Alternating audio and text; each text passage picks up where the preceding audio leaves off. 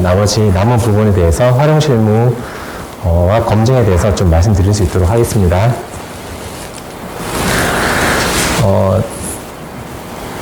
수출과 관련해서는 우리가 이제 원산지 증명서를 발급을 해줘야 되는 당사자예요. 그러다 보니까 이제 기관 발급과 자율 발급에 따라서 대상 협정 국가별로 우리가 수출을 하게 되는 경우에 원산지 증명서를 이렇게 발급 방식에 따라서 좀 구분해서 발급을 하셔야 되고요. 특히 한유나 한영 같은 경우에는 건당 수출 금액이 6,000유로를 초과하게 되면 유럽으로 수출하실 일이 있을 때는 반드시 우리 업체가 인증 수출자여야지 그 원산지 증명서를 자율 발급하실 수가 있어요. 그래서 건당 유럽으로 나중에 지금 이미 인증 수출자시면 상관없는데 유럽으로 새로 이제 바이어가 있어가지고 수출하셔야 되는 경우에는 원산지 인증 수출자 자격을 취득할 수 있도록 준비를 하실 필요가 있겠습니다. 원산지 증명서를 발급하는 절차는요, 온라인 세관 발급이 있고, 이제 상공에서 발급이 있는데, 세관 발급은 관세청 유니패스 시스템을 통해서 회원가입을 하고, 원산지 증명서를 FTA 원산지 증명서 신청을 수출 신고하신 다음에 이렇게 직접 하실 수가 있겠습니다. 그리고 상공인소에는 이렇게 진행하면 되는데, 저는 이제 가급적이면은 원산지 증명서는 세관 거를 세관 발급을 써라라고 추천을 많이 합니다. 왜냐하면 세관 발급이라는 건 이제 기관 발급 증명 방식일 때 하는 건데요. 왜냐하면은 제3국에서, 그러니까 수입국에서 세관 발급과 그 상공인소 발급본에 대해서 약간 신빙성이라든지 그 진위성에 대해서 또는 그 원산지로서의 결정 기준 충족하는 여부에 대해서 세관에서 발급한 것은 아무래도 상대국 국가에서 관세 당국에서 인정을 많이 받는 경우고, 상공인소에서는 여러분들 발급 받아보셨는지 아시겠지만 일반적으로 신청하는 대로 소중의 수수료만 약간 주면은 발급을 다 해줘요.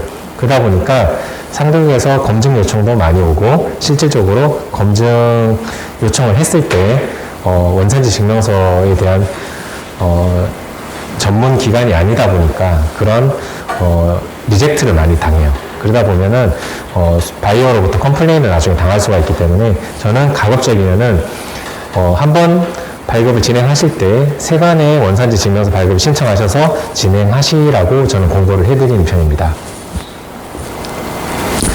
자율 발급은 우리가 직접 발급을 하는 거죠. 수출자로서. 대신에 자율 발급하게 되면 반드시 이 서명카드 비치라든지 서명권자 지정이라든지 대장 같은 거에 대한 관리를 잘 하고 계셔야 됩니다. 유니패스 화면에서 공인인증서 로그인을 하셔가지고요. 이런 화면인데요.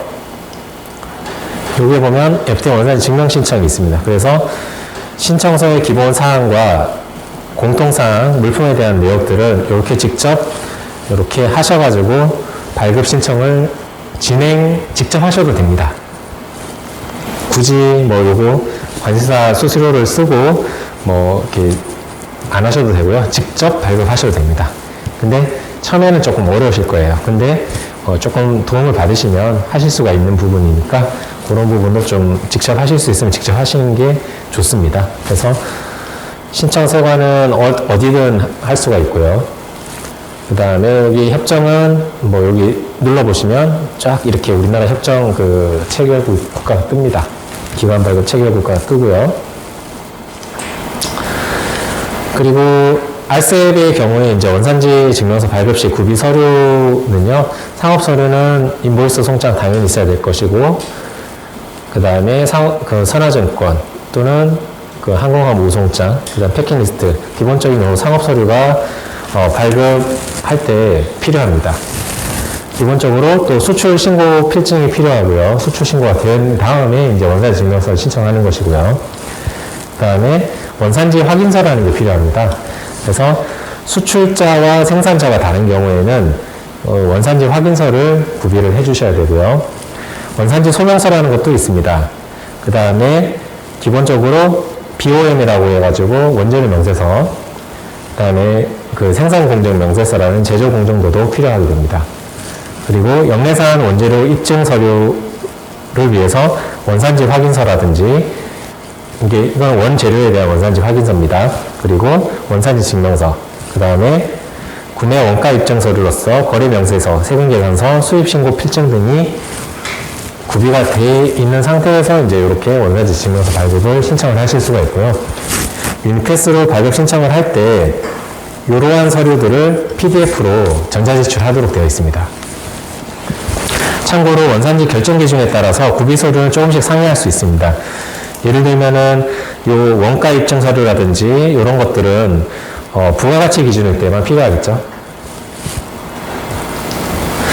다음 원산지 증명서 발급 및 수입자 송부를 하게 되죠. 이렇게 이제 발급 신청을 해가지고 세관에다 신청을 하게 되면 여기에다 기재사항이 딱딱딱 기재가 돼가지고 원산지 증명서 발급이 나올 거고요. 요 사항들을 원본 그 출력 부수가 제한이 있는데 이렇게 발급 받으셔가지고 저기 상대국 수입자한테 바이어한테 제공하시면 됩니다. 증명 방식을 참고로 비교하겠습니다. 여기에 이제 쭉 있고 기관 발급이냐 자율 발급이냐 이런 것들은 인터넷에 자료가 잘 나와 있고 관세청 FTA 포탈에 들어가시면 FTA 한눈에 보기라는 그 서식이 있는데요. PDF 파일이 있는데 거기에 잘 정리가 되어 있습니다. 협정별로. 그 자료를 활용하셔도 좋겠습니다. 다음 원산지 확인서와 원산지 증명서에 대한 개념을 좀 말씀드리겠습니다.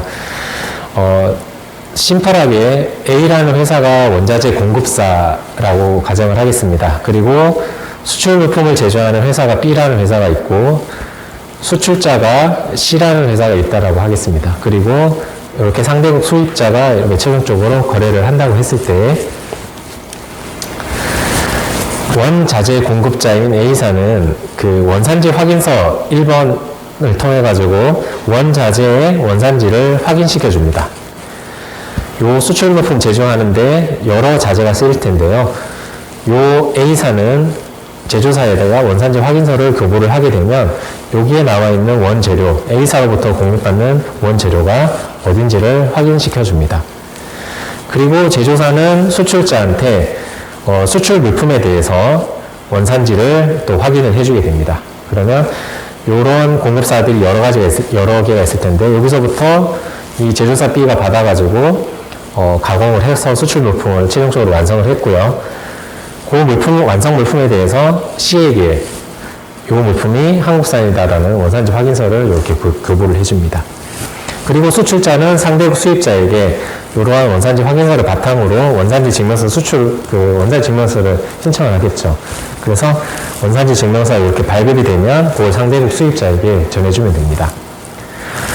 세관에서는 그 수출물품 제조사에게 원산지 소명서를 요청을 할 수가 있고 입증 서류를 요청을 할 수가 있는데 과연 정말 이 수출자 C가 수출하는 물품이 원산지 수출물품 제조사인 B로부터 원산지가 과연 한국산이 맞는지를 원산지 소명서를 통해서 이제 원산지를 이렇게 요청을 해서 입증 서류가 확인이 되면 CO 발급이 이루어지게 됩니다. 그래서 원산지 확인서는 원자재에 대해서 원산지를 확인시켜주는 기능도 있고 수출하는 최종 제품에 대해서 원산지 확인서를 통해서 원산지를 확인해주는 기능도 있습니다. 원산지 확인서의 이제 사항들은 서식은 이렇습니다. 이렇게 돼 있고 공급하는 자, 공급받는 자, 그 다음에 여기에 이제 자재들이 들어갑니다. 원산지 소명서는 서식이 이렇게 돼 있고요. 여기에는 아까 수출물품 제조자가 발급을 해주게 됩니다. 다음 사후협정과 관련해서 아까 제가 말씀드린 바처럼 일정 국가에서는 그 수출할 때 아세안 국가에서는 원산지 증명서를 사후 발급할 때 최초 수입 신고할 때 원산지 증명 그 사후협정을 나중에 발급해 줄 테니까 협정 관세를 신청하시라라고 안내를 해주시는 게 좋습니다. 아까 다시 예를 들어서 보시면 이렇게 수입 통관 시에 의사를 표시해야 되는 요건이 있는 나라들이 있는데요. 이러한 나라들에 대해서는 이러한 나라들을 수출하는 경우에 대해서는 사후에 발급해 주실 때는 반드시 최초 수입할 때 발급 신청을 하시라라고 안내를 좀 부탁드리겠습니다. 자, 수입 같은 경우에는 아까 FTA를 받기 위해서 원산지 요건, 거래 당사자 요건, 직접 운송 요건, 원산지 증명 요건을 저희가 다 살펴보았는데 이런 것들을 다 충족해야 된다라고 이미 한번 확인을 해봤고요. 수리 전에 하는 게 원칙이고 이때 수입 신고할 때 협정 관세를 받기 위해서는 협정 관세 적용 신청서라는 서식을 별도로 작성해서 세관에 제출하셔야 됩니다. 그리고 이때 원산지 증빙 서류는 세관장이 요구하면은 제출할 수 있도록 가지고 있는 상태에서 협정 관세를 신청을 하셔야 되고요. 수입 신고일을 기준으로 원산지 증명서 유효 기간이 살아 있어야 됩니다. 수입 신고 수리 후에 신청하는 경우에는 수입 신고 수리일로부터 1년 이내에 사후 신청이 가능하고요. 당연히 협정 관세 적용 신청서와 함께 기존에 일반 세율로 통관했던 그 물품의 그 세액 사항에 대해서 사후에 돌려달라고 하는 거니까 그 차액만큼 돌려달라고 하니까 수입 납세 신고 정정 신청서도 작성을 해야 됩니다. 그리고 원산지 증명서 원본이 필요하고요. 세관장은 그렇게 사후 신청이 들어오면 2개월 이내에 협정 적용 여부를 판단해서 그 신청자에게 알려줍니다. 협정관세 적용 신청서 서식은 이렇게 되어 있고요. 이러한 서식들은 서류로 제출하는 게 아니라 유니패스 전자통관으로 전산 서식으로 제출을 하게 되어 있습니다. 그 다음에 협정관세 적용되는 거를 확인하시려면 여러분들이 수입업체라고 하면 이러한 수입신고 필증을 보셨을 거예요. 여기에 요 란을 확대해 보면 49번 란이 세 종이 있는데 여기 관이 관세 부가세입니다. 여기에서 세율 구분상에 FUS1 이렇게 미가 되어 있다 해서 관세율이 나오는데요. 여기에 이제 관세율의 종류가 FUS인 거죠. 그러면 한미 FTA를 받고 0% 통과를 한 거예요. 그래서 관세사나 이런 이제 거래업체를 통해서 수입 신고 필증을 받아 보시는 경우에는 여기 협정 관세 됐는지 안 됐는지는 요 수입 신고 필증상에서 이렇게 확인하실 수가 있겠습니다.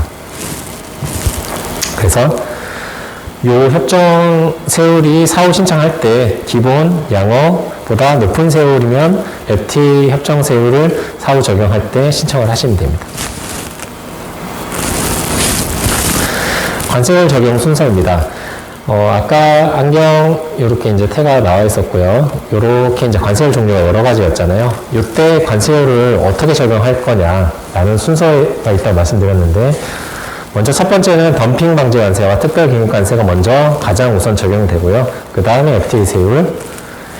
FTA 세율이 2순위이긴 하지만 밑에 세율보다 낮은 경우에 한해서 우선 적용하시면 됩니다. FTA 세율이 2순위라고 해서 굳이 FTA 세율이 높은데 기본 관세율보다 높은데 FTA 세율을 적용하실 필요는 없습니다. 그래서 이 FTA 세율은 밑에 있는 세율보다 후순위 세율보다 낮은 경우에 적용하시면 되고요. 가장 마지막에는 기본 세율이 적용이 됩니다. 사후세액 심사입니다. 세관에서는요, 수입 신고할 때 FTA를 적용 신청하게 되면 신청한 대로 수입 신고 수리를 해줘요. 하지만 그게 최종적인 확정 사항은 아닙니다. 세관에서는 관세부가 제척기간 5년 동안 그 세액에 대해서, 세관에 대해서 세액 심사를 할 수가 있고요. 나중에 추징당하게 되면 가산세까지 물어야 되는 상황이 있을 수가 있습니다. 그래서 그렇게 통관이 됐다고 해서 그거를 세관장이 인정한 거다라고 오해하시면 안 됩니다. 수입 신고는 신고하는 대로 해주고 5년 동안 세관에서는 관세 조사를 할 수 있다라고 이해하시면 되겠습니다. 협정관세가 적용이 제한되는 경우가 있는데요. 사유는 이렇게 8가지로 나와 있습니다. 예를 들어서 협정과 원산지 증명서와 관련된 자료를 미제출하거나 허위로 제출, 서면조사가 미외신되거나 현지조사를 거부하는 경우에, 자료 접근이 안 되는 경우, 그 다음에 검증 요청을 했는데 상대국에서 기간 내에 미외신되는 경우, 허위서류 제출, 이러한 사항들이 협정관세가 적용이 제한이 되는 경우가 있습니다. 그러니까 실제 원산지 증명서가 있다고 하더라도 그 증빙서류에 대한 구비서류, 그걸 뒷받침하는 서류에 대해서 구비 서류를 요청을 했는데 요청을 기한 내에 못했다거나 자료 제출을 못한다라고 하면 세관에서는 협정 관세를 사후에라도 부인할 수가 있습니다. 그렇게 부인이 되면 가산세는 당연히 부과하는 것이고 그때 추징하게 되면 부족세액의 10%, 고의로 했을 때는 40%의 가산세를 부과를 하고 납부 불성 시 가산세까지 가산세를 부과해서 나중에 납부를 하셔야 됩니다. 그와 관련된 불복 절차는 사전 구제 제도와 사후 구제 제도가 있는데 사전은 과세를 하기 전에 고지서를 발부하기 전에 세관장에게 과세전 적부심사 신청을 할 수가 있고요.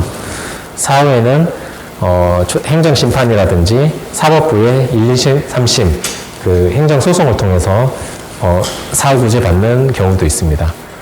그래서 과세전 적부심사, 그 다음에 행정심판, 크게 소송 이렇게 사후 그 가산세나 그 과세 처분에 대해서 불복을 하시게 되면 이러한 절차를 활용하실 수가 있겠습니다. 자, 판정 실무입니다. 판정과 관련해서는 제가 동영상이 하나 있는데 요거를 간단히 하나 먼저 보시고 진행하도록 하겠습니다.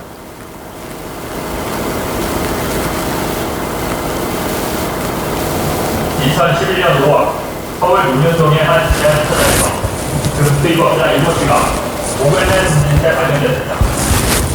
그는 잘 나가는 금수입업자의 사장이었습니다. 그때는 최고였죠. 오늘에만 방송하나 했었습니다. 그런데 2008년 갑자기 15억 원의 대금을 관세청으로부터 추징당했습니다. 그가 외국 금괴의 원산지를 속이고 금괴로 들여와 탈세를 한다는 것이었습니다. 15억 원의 대금을 내고 자금 압박에 시달리게 되면서 사업은 내리막을 걸었고 결국 우울증에 시달리다 3년간의 배상을 금리 겁니다. 우리가 내년에 사회가 성장하는 상황이 있는데 지나가면 되죠. 30살 지나가면 다시 돌아가야 된다.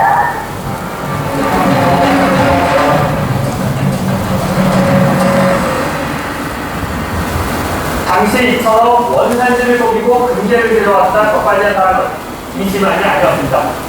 모두 15개의 금수입업체가 적발된 총 120억 원의 대금을 추징당했습니다. 그런데 이들은 최근 1580을 찾아와 자신들은 탈세를 할 적이 없다며 자유무역 협정, 이른바 FTA를 없애달라고 압박을 했습니다. 2006년 9월 우리나라와 유럽 자유무역연합 국가 사이에 자유무역 협정, 즉 FTA가 발효됐습니다. 유럽 자유무역연합은 EU에 가입하지 않은 스위스, 노르웨이, 아이슬란드, 리히텐슈타인 등 4개국이 모여 만든 공동체입니다.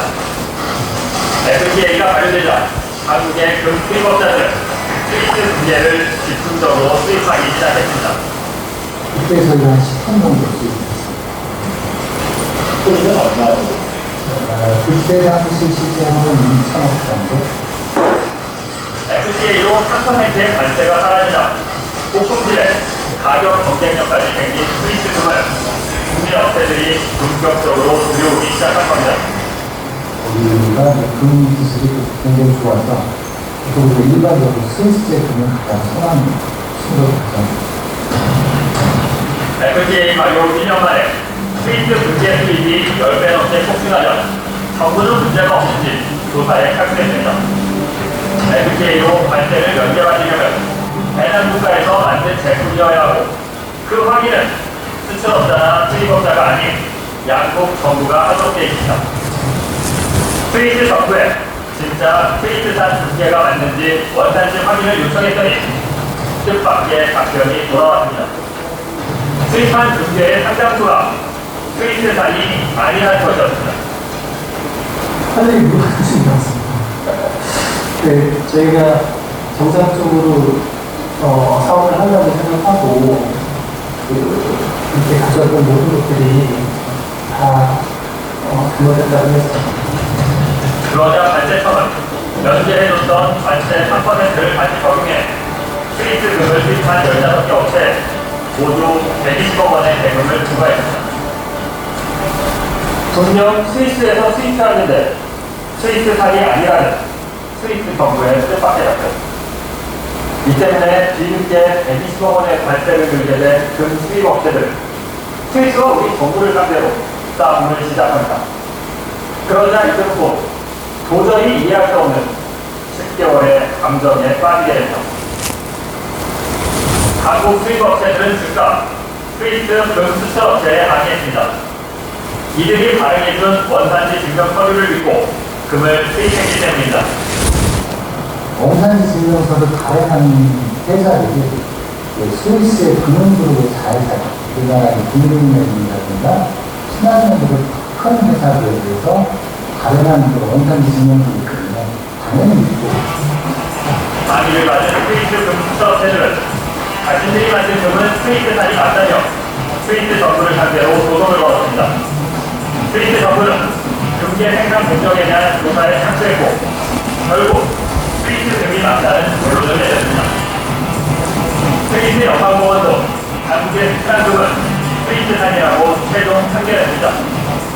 한국의 금 수입업자들은 스위스 금으로 판정났으니 자신들이 낸 120억 원을 돌려달라고 발제청에 요청했습니다. 하지만 발제청은 거절했습니다. 근거는 FTA 협정문. 원산지 검증을 요청한 날로부터 수출국이 10개월 이내에 폐지를 하지 않으면 예외적인 경우를 제외하고 관세를 부과할 수 있다고 되어 있습니다. 한국이 스위스의 원산지 증명을 요청한 건 2007년 9월 7일. 협정대로라면 스위스는 이로부터 10개월 뒤인 2008년 7월 6일까지는 한국에 폐지를 해야 합니다. 그런데 스위스 연방법원이 판결을 내린 건 이보다도 2년이 더 지난 2010년 7월 5일이었습니다. 스위스 정부 입장에서 법원 판결이 내려지기 전까지 뭐라고 답할 수 없는 상황. In Switzerland, there was a dispute between the customs authorities and the exporters, and this dispute went to court in Switzerland.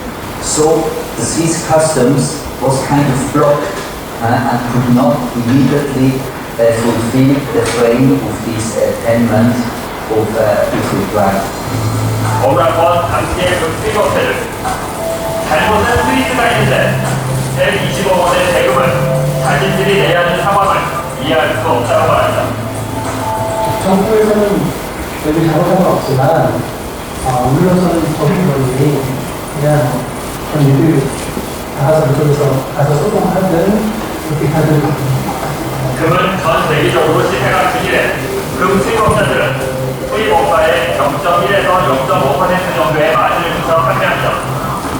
유동수 씨는 스위스금 2천억 원어치를 팔아 6억 원의 이익을 남겼습니다. 그런데 뒤늦게 64억 원의 관세가 나옵니다. 배우계 씨도 스위스금을 팔아 7천만 원을 벌었는데 6억 원의 관세가 나왔습니다. 심지어는 한국에 지금 세금 모자르냐? 그래서 한국 사람이 왜 그러냐? 라고 생각해보니까 거의 비웃음을 당했어요. 언론보다 10배가 많은 대금을 받은 업체들은 줄줄이 도산했고 앞서 본 금 수입업자 이모씨도 이렇게 15억 원의 관세를 낸 뒤 우울증에 시달리다 목숨을 끊은 겁니다. 이 같은 일은 스위스 금계만이 아닙니다. 어떤 품목이든 우리와 FTA를 맺은 국가의 공무원들이 원산지 증명 서류를 늦게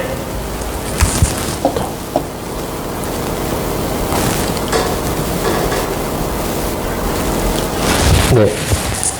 이게 재밌는 사건이죠. 이게 한에프타라는 이제 간접 검증 때문에 이제 생긴 사건이기도 하고, 원산지 증명서가 이때도 있었겠죠. 당연히. 원산지 증명서가 있었는데, 스위스 수출업자가 발급한 자율 발급 원산지 증명서였어요. 근데 그걸 믿고 수입 통관할 때 당연히 이제 3%의 관세 차이가 나니까, 이제 에프타 원산지 0%를 적용받고 수입 통관을 계속 해오던 거예요.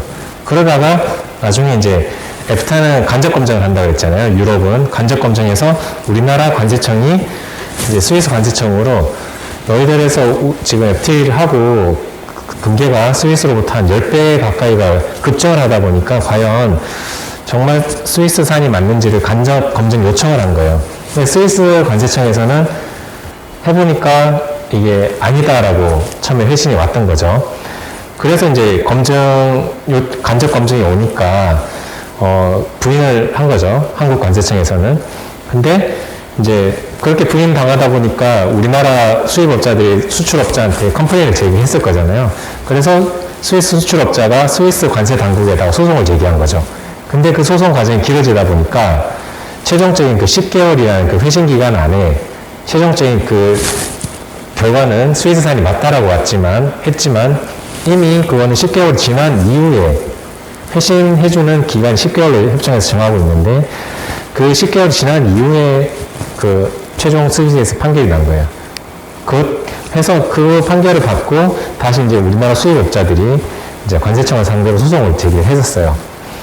했는데 협정문상에 10개월 안에 회신되지 않으면 협정을 아까 배제한다라고 제가 아까 봤었죠. 기간 내 미회신하면은. 그래, 배제 사유에 해당이 되다 보니까 관세청은 못 돌려주겠다라고 했죠. 추징한 세금을. 그래서 대법원까지 갔어요. 대법원까지 갔는데 결국에는 관세청이 안 돌려주는 게 맞다라고 결정을 한 거예요. 그러니까 이 간접검증 사례를 이렇게 말씀드리는 거는 우리가 수입하는 업자인 경우에는 상대의 그 자율 발급된 원산지 증명서를 너무 믿지 마라. 리스크를 항상 사전에 대비해야. 또 우리가 반대로 수출하는 거, 자율 발급으로 수출하는 경우에는 우리가 원산지 증명서를 함부로 남발하지 말라. 나중에 어떠한 법적인 소송이나 분쟁에 휘말릴 수 있어요. 그러다 보니까 이게 대표적인 검증 사례로서 하나 말씀드리고 싶어서 설명을 드리는 거고요. FTA 검증이라는 건 협정이나 국내법에서 정한 원산지 요건 자체의 충족 여부를 확인하고 위반하면은 협정 부인을 하고 가산세까지 추징하고 이런 것들을 일반적으로 검증이라고 합니다. 검증 방법은 수출 검증과 수입 검증, 그 다음에 직접적으로 검증하거나 간접적으로 검증하거나 혼합형이 있습니다. 그래서 이 검증 방법에 대해서는 이렇게 규정들이 나와 있고요.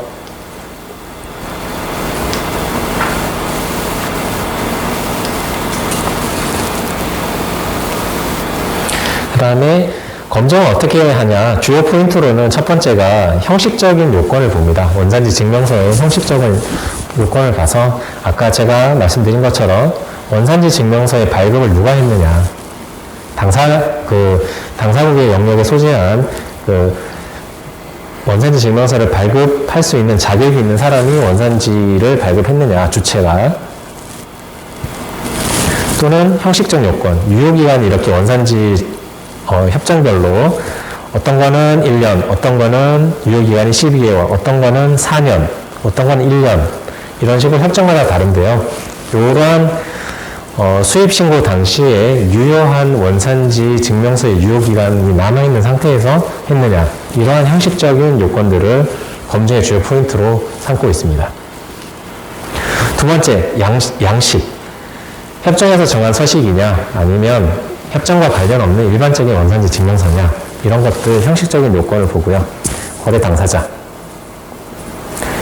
비당사국 제3국 중개인이 발행한 송급자인 경우는 일정 조건 하에서 인정하는데 이때는 원산지 증명서 상에 중개인 정보가 필수적으로 기재가 되어야 됩니다.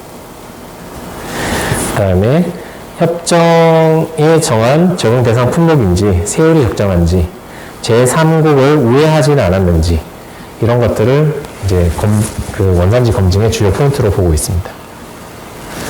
원산지 결정 충족 여부는 이렇게 일반적인 아이템에 대해서 부가가치 기준은 이렇고 세원 변경 기준은 이렇고 이런 것들은 협정별로 아이템별로 구체적인 협정에 따라서 아까 관세청 FTA 포털이라 이런 데서 물품별로 품목별 원산지 결정 기준을 확인하실 필요가 있습니다.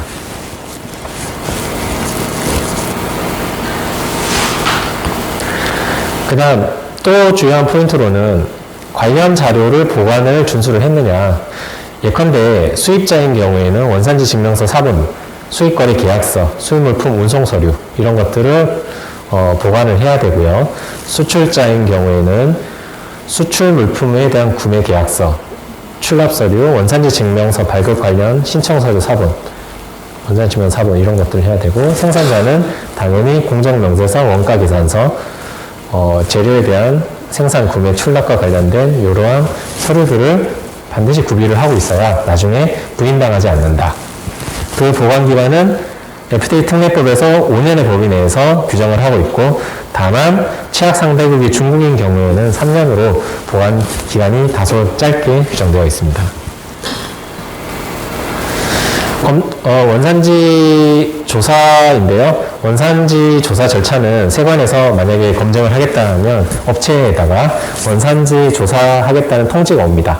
통지를 하게 돼 있고, 사면 또는 서류로서 조사한다거나 직접 세관 직원들이 업체에 나와가지고 현지 조사를 하는 경우가 있습니다. 그래서 그렇게 조사를 하게 되면 조사 결과 통계가 나오고, 그거에 대해서 이의가 있으면 이의 제기를 합니다. 원산지 조사 통지가 있을 때는요, 수출자, 수입자, 생산자 등 상대국의 범위를 포함해서 원산지 조사 대상이 됩니다. 그리고 이렇게 서면 조사나 현지 조사 통보가 오면 관세사 등의 전문가 조력을 받을 권리가 있고요, 관세법을 준용을 하게 되어 있습니다. 그리고 조사 결과 서면 통지가 오면 통지받은 날로부터 30일 이내에 반드시 이의를 제기를 하셔야 됩니다.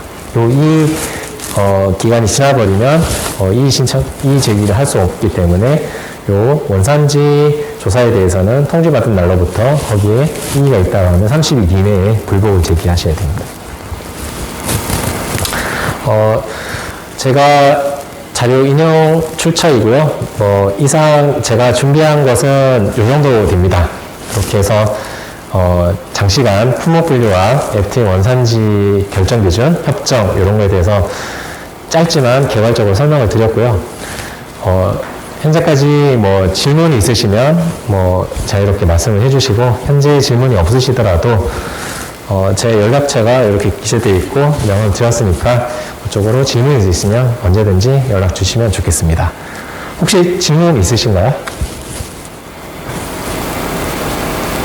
네, 그럼 질문이 없으신 걸로 알고 교육 받으시느라 장시간 수고 많으셨습니다. 네, 조심해서 이제 오늘 하루 마무리하시고요. 잘 돌아가시길 바라겠습니다. 감사합니다.